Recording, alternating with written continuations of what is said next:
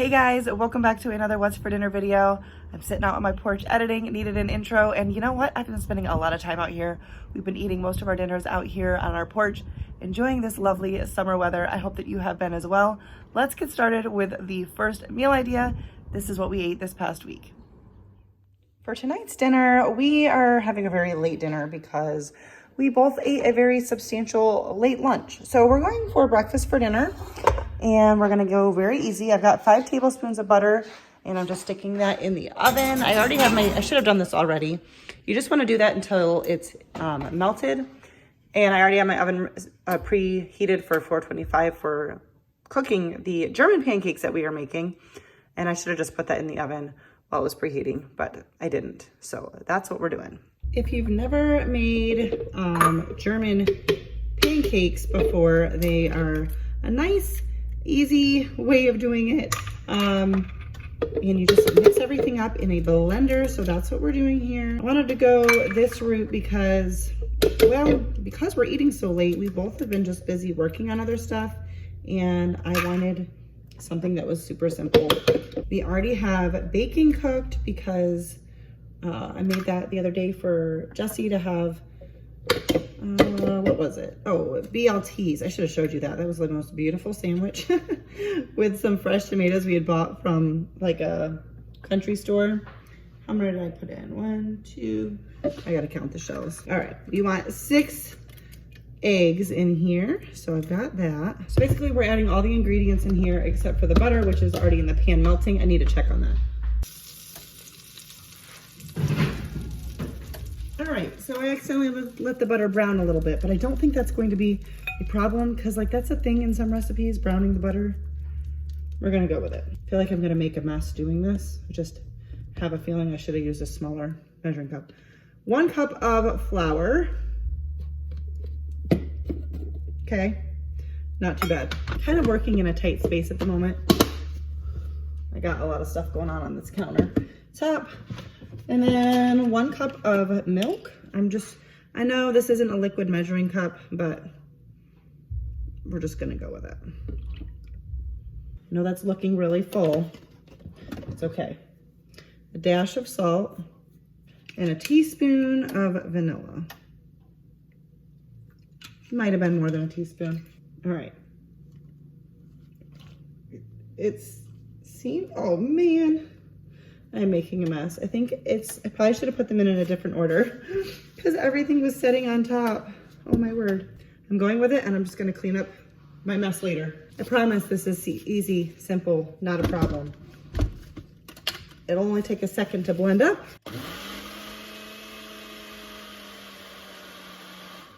Now I'm gonna have to clean out my blender thing, but that's okay.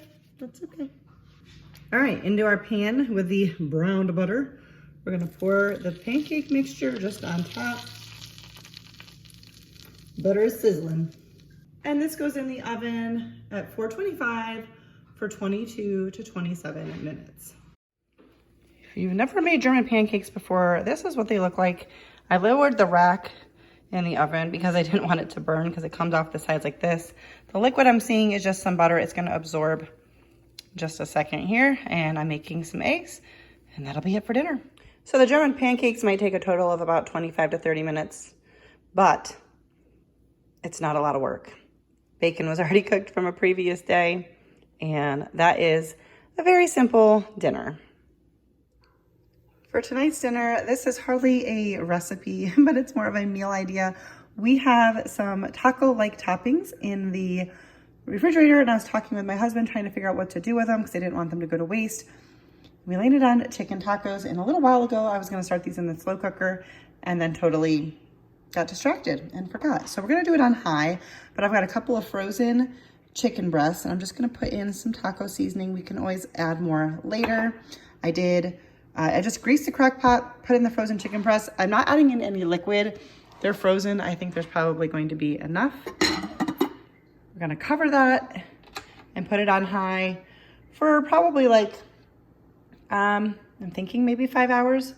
I don't know, we'll see. I'll keep an eye on it. We'll shred this up and then we'll make some fantastic Mexican chicken tacos. Or no, we're having Mexican chicken nachos. All right, so probably a half hour ago, the door is so squeaky. Probably about a half hour ago, I checked on this and it was looking pretty good. It has been, I don't know, 4.5 hours. I did just a little bit ago scoop out some fat because this is not, and not all of it, but because it was frozen, I couldn't trim it first. And yeah, this is looking pretty good. And as you can, if you can see, can you see? There's a good amount of liquid in there. I'm gonna bump this down to low only because this crock pot does not have a warm setting. So I'm just going to shred up the chicken.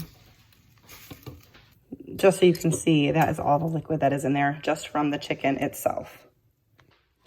All right, so as you can see, the meat's just gonna absorb up with the juice that was in there now that it's all shredded up. I'm just gonna let this sit for a minute while we get everything ready to assemble the nachos.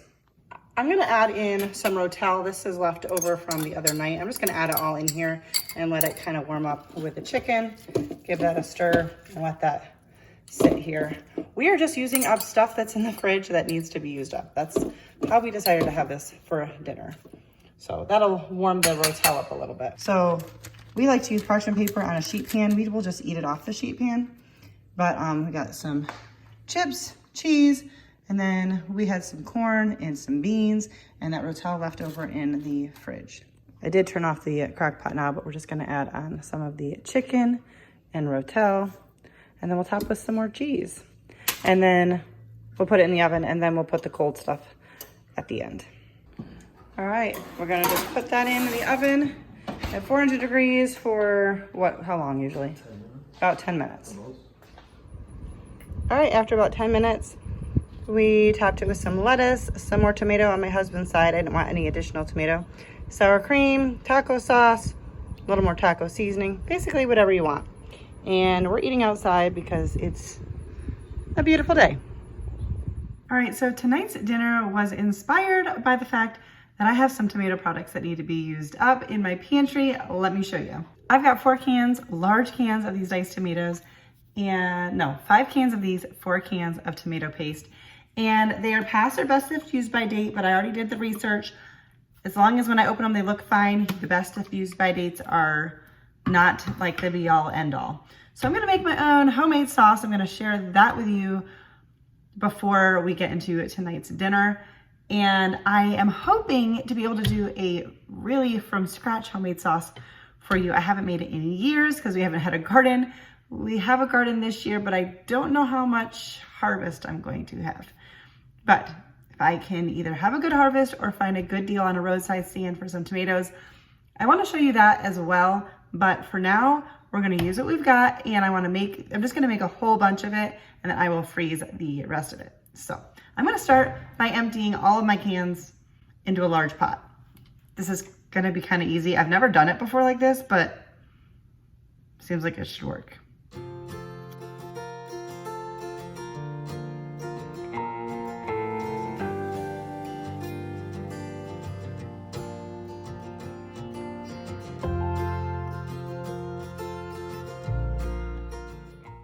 Okay, so this is gonna make a ton, and I only used 3 cans of the diced tomatoes, and I did 4 of the tomato paste. We'll see if the ratios are okay.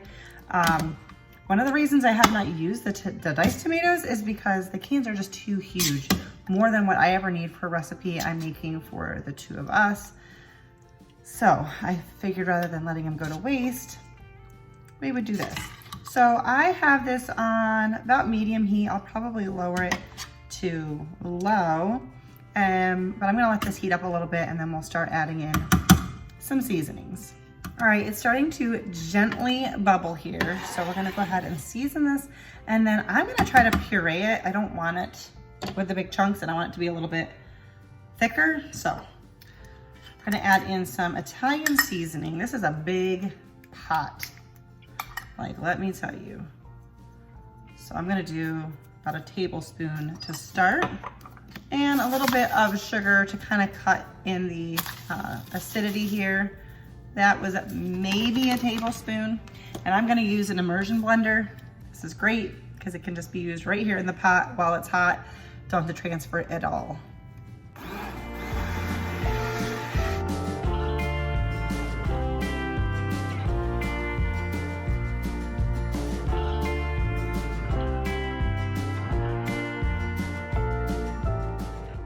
All right, I just want to check to see.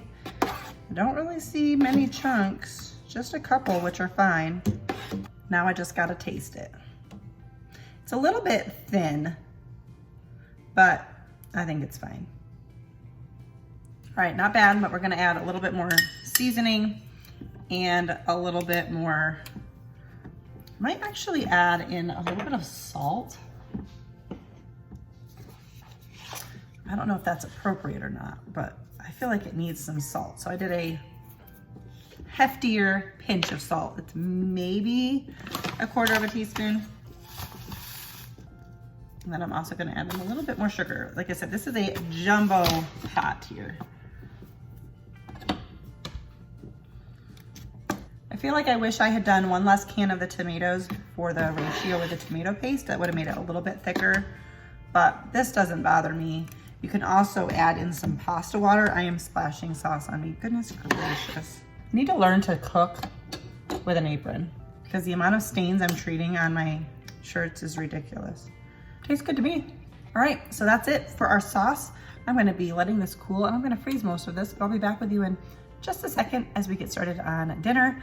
We're having spaghetti and meatballs.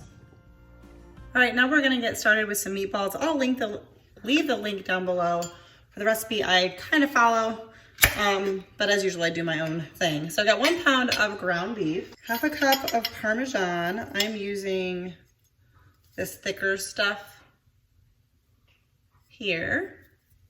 We're gonna add 1 cup of panko breadcrumbs. I'll be honest, this kind of seems like a lot, but I'm pretty sure I've used this recipe before. But we're just gonna go with it. A half a cup of milk. I know this is not a liquid measuring cup, but sometimes I just go with it and I'm a rebel. Got 2 eggs here that I have beaten a little bit anyway. All right, and the rest is seasonings, and I'm gonna just kind of guesstimate with it. Gonna add in some salt. I'm gonna do some dried minced onion. The recipe calls for actual onion, but I don't feel like it. Some basil. Some oregano, and I think it also called for fresh of a couple of these. I don't remember, but I'm just going with dried. We're gonna also add in some parsley. Then I'm just adding in, I don't know, that much garlic.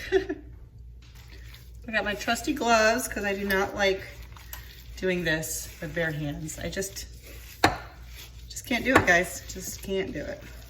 I can handle sometimes raw meat, but I can't do it like this where you're just in it. Anyways, this smells amazing, probably because I put a lot of garlic. See, this looks like a little bit more bread than I would have normally done, but I'm pretty sure this recipe is one I've done before, so we're just gonna trust it. I've got my baking sheet here next to me with some parchment paper. We're gonna make about golf ball size meatballs. Trying to mix this well without over mixing. I just lost the screen on my computer where it says how long to cook these, so I'll put it up on the screen. But I'm gonna put these in the oven at 350, and I believe it's for 30 minutes, but that's up on the screen here to clarify that. So I tried to just go look at it and it disappeared.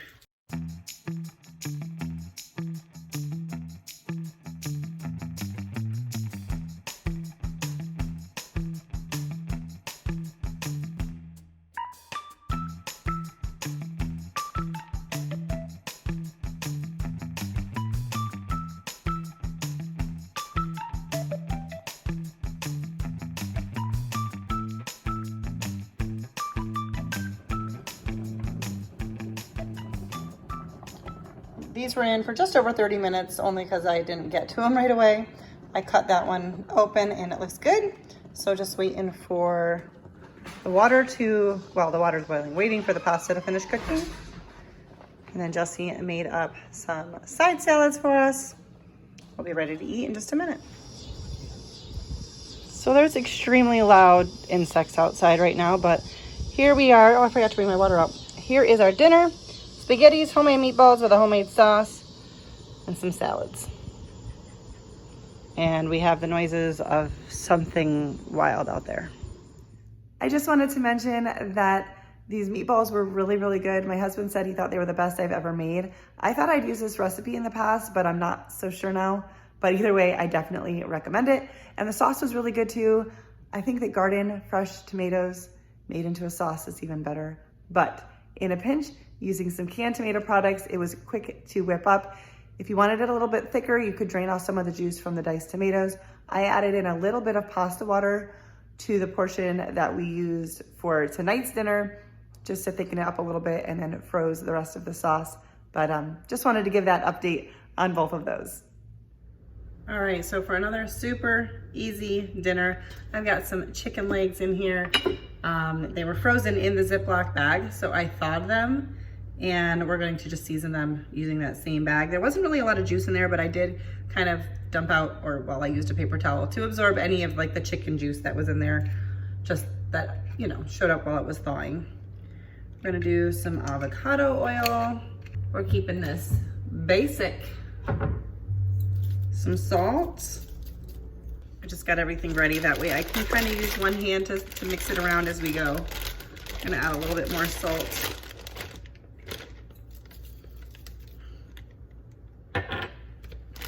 Some garlic powder.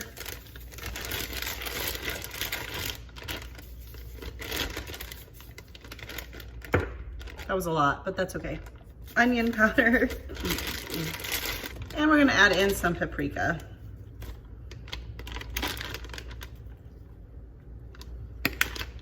Seal this back up. I put the chicken in the bowl just to thaw in the fridge because, you know, in case any juice is leaked, the last thing you want is raw chicken juice in your fridge, am I right? Just gonna massage that all around. Then I'm gonna just let that marinate for just a few minutes while we get started on some of the other stuff.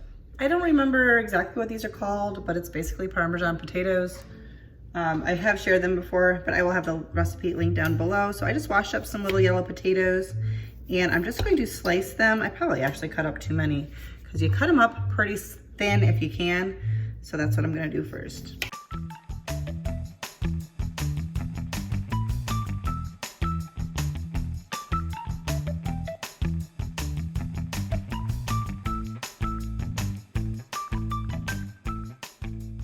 All right, so this definitely is more than we need. I think I did this last time too. The idea, the thinner they are, the crispier they'll be, which is amazing, but it's really hard for me to get them super thin. So it'll be just fine. We've got some avocado oil. The recipe that I first saw this on, I mean, it's hardly a recipe, but it is a recipe, was oil, garlic salt, and Parmesan. I don't have garlic salt, so I'm just doing garlic and salt. A little more garlic and salt. And we're gonna add in some Parmesan cheese. I'm of course not measuring this. I don't think it's necessary to measure this type of thing, but I'll have a recipe linked down below if following a recipe is helpful to you. Okay, that is it. We're gonna get these on a baking sheet. I'm just hoping I can put these all on one baking sheet. I'm gonna actually use my hands just because I think it'll be easier. I don't want any of these like overlapped. So we're gonna do this.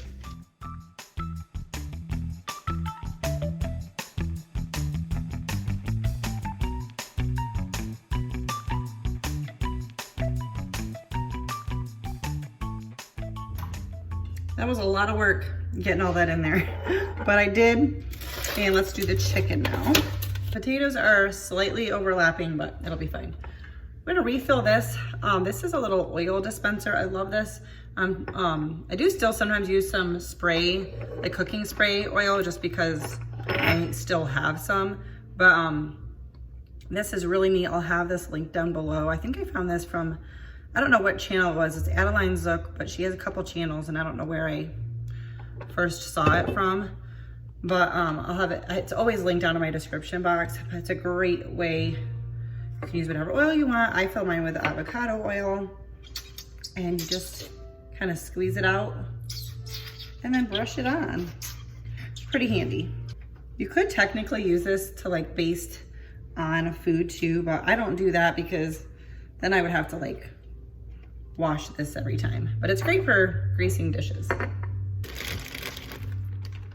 These both go in the oven at 400 degrees for 40 to 45 minutes. I'm gonna put these in for a few minutes before I put the potatoes in, just because I think they're gonna take a couple extra minutes, and I wanna be able to eat these potatoes like right out of the oven. I think they're best that way. And both of them will flip halfway between.